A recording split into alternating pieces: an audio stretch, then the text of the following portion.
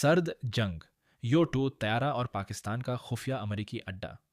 दूसरी जंग अजीम के खात्मे के बाद दुनिया एक नए दौर में दाखिल हो चुकी थी। ये दौर सिर्फ सियासी कशमकश का नहीं, बल्कि नज़रियाती जंग का ज़माना था। एक तरफ अमेरिका सरमायादाराना निज़ाम का अलमबरदार था, जबकि दूसरी जानब सवियत यूनियन कम्युनिज्म की नुमाइंदगी कर रहा था।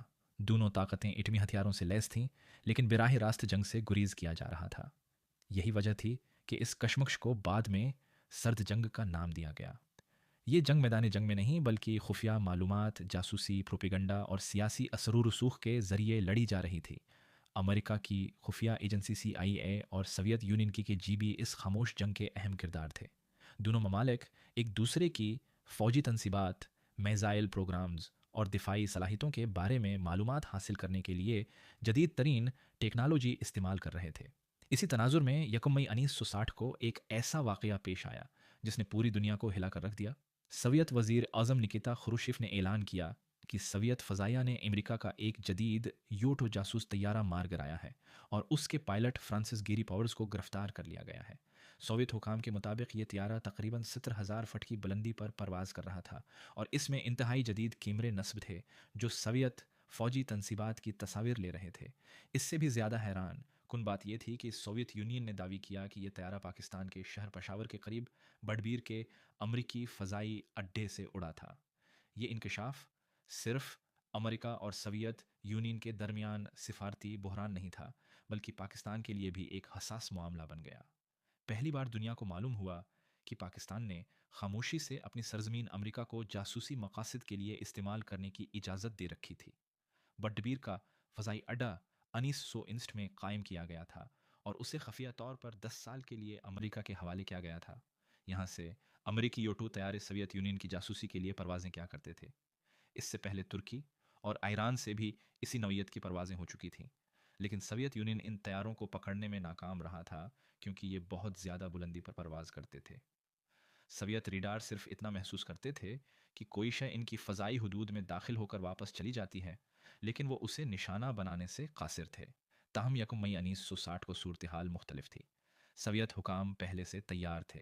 जैसे ही गेरी पावर्स का यो-2 तैयारा कज़ाकिस्तान के रास्ते सोवियत हुदूद में दाखिल हुआ, सोवियत दिफाई निज़ाम ने कौसुलिनों के मकाम पर ज़मीन से फ़ज़ा में मार करने वाला मिसाइल दागा और तैयारे को गिरा दिया।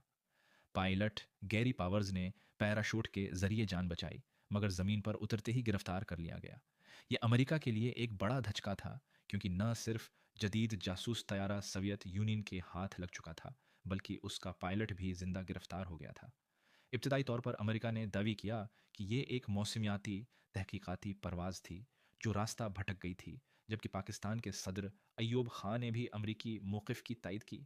लेकिन जब मास्को में गिरी पावर्स के खिलाफ मुकदमा शुरू हुआ तो हकीकत दुनिया के सामने आ गई।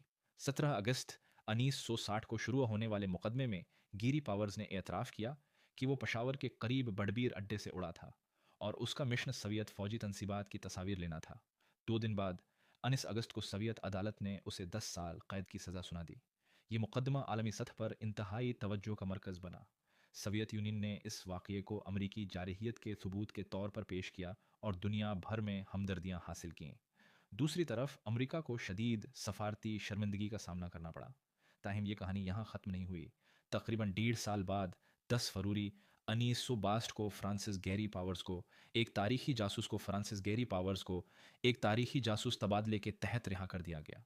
इसके बदले अमेरिका ने सोवियत जासूस कर्नल रडोल्फ एबल को आज़ाद किया। ये तबादला जर्मनी के मशहूर ग्लिनी के बर्ज पर हुआ, जो बाद में जासूसों के तबादलों की अलामत बन गया। यो-2 वाक़ये के बाद पाकिस्तान और सोवियत यूनियन के ताल्लुकात शदीद मुतअस्सिर हुए। सोवियत क़यादत को यकीन हो गया था कि पाकिस्तान अमेरिका को खफिया तावन फराहम कर रहा है। यही वजह थी कि बाद के बरसों में सोवियत यूनियन ने पाकिस्तान के खिलाफ सख्त रवैया अख्तियार किया और हर मुमकिन मौका पर दबाव बढ़ाने की कोशिश की। दूसरी जानिब अमेरिका ने भी हमेशा पाकिस्तान के मफादात का तहफ़्फ़ुज़ नहीं किया। ख़ास तौर पर 1965 की पाक भारत जंग के दौरान अमेरिका का रवैया पाकिस्तान के लिए मायूस कुन साबित हुआ। इससे पाकिस्तान को अंदाज़ा हुआ कि आलमी ताकतों के साथ ताल्लुकात हमेशा मफादात के ताबे होते हैं। बडबीर अड्डा 10 साल के मुआहदे के तहत कायम किया गया था। मुआहदे में यह शर्त शामिल थी कि अगर पाकिस्तान मुद्दत ख़त्म होने से पहले उसे बंद करने का ऐलान न करे तो मुआहदा खुद ब खुद मज़ीद 10 साल के लिए बढ़ जाएगा। ताहम पाकिस्तान ने 1968 में अमेरिका को मुतला कर दिया कि वो माहदे में तोसिया नहीं चाहता। बिलाखिर 18 जुलाई 1969 को हुकूमती पाकिस्तान ने ऐलान किया कि पेशावर के करीब बडबीर में कायम अमरीकी मुवासिलाती अड्डा बंद कर दिया गया है। यूं सर्द जंग के एक खुफिया बाब का इख्तिताम हुआ। रिहाई के बाद जब गेरी पावर्स अमेरिका वापस पहुंचे तो उन्हें हीरो के तौर पर खुश आमदीद नहीं कहा गया। उल्टा उन पर सवालात उठाए गए कि उन्होंने तैयारे में मौजूद खुफिया मालूमात और कैमरों को तबाह क्यों नहीं किया। इनसे ये भी पूछा गया कि उन्होंने खुदकुशी की गोलियां क्यों इस्तेमाल नहीं की। मार्च 1962 में उन्हें अमेरिकी फ़ौजी कमेटी के सामने पेश होना पड़ा। पावर्स ने वजाहत दी कि हालात ऐसे थे कि वो तमाम मवाद तबाह नहीं कर सकते थे। बिलाखिर कमेटी इनके जवाब से मुतमिन हो गई और उन पर लगाए गए इल्ज़ामात वापस ले लिए गए। 1964 में CIA के डायरेक्टर एलन डेलिस ने उन्हें खराज तहसीन पेश किया और कहा कि उन्होंने इंतहाई ख़तरनाक हालात में अपने मिशन की तकमील की। इनकी ज़िंदगी और योटो वाक़ये पर कई किताबें, दस्तावेज़ी प्रोग्राम और फिल्में बनाई गईं। 2015 में बनने वाली मशहूर फिल्म बर्ज ऑफ स्पाइज ने इस तारीखी जासूसी वाक़ये को एक बार फिर दुनिया के सामने ज़िंदा कर दिया। नतीजा, यूट्यूब वाक़या सिर्फ एक जासूसी मिशन की नाकामी नहीं था, बल्कि सर्द जंग की सियासत, आलमी ताकतों के मफादात और पाकिस्तान जैसे ममालिक की जुग्राफियाई अहमियत को समझने की एक अहम मिसाल भी था। इस वाक़ये ने साबित किया कि सर्द जंग में सिर्फ सुपर पावर्स ही नहीं, बल्कि छोटे ममालिक भी आलमी सियासत के बड़े खेल का हिस्सा बन जाते हैं। ये वाक़या आज भी इस बात की याद दिलाता है कि खुफिया इत्तेहाद, आलमी सियासत और ताकत की दौड़ अक्सर ऐसे नताइज पैदा करती है जिनके असरात कई दहाइयों तक महसूस किए जाते हैं।